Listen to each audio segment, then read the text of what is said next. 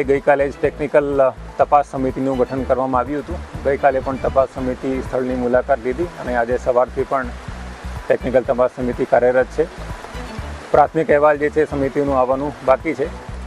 સાથે સાથે police inquiry પણ ચાલુ છે. પોલીસની એફએસએલની ટીમ પણ સ્થળ ઉપર મોજૂદ છે.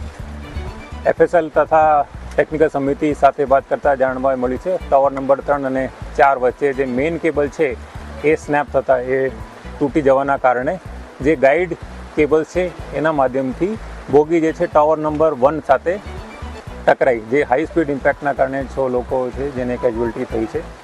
જે પોઈન્ટ છે જે તૂટ્યું છે એ એક્ઝેક્ટ એ છેડા બંને રોપના એ હજી એની શોધખોળ ચાલુ છે. મોસમ ખરાબ હોવાના કારણે એક્ઝેક્ટ હાલ મળ્યું નથી.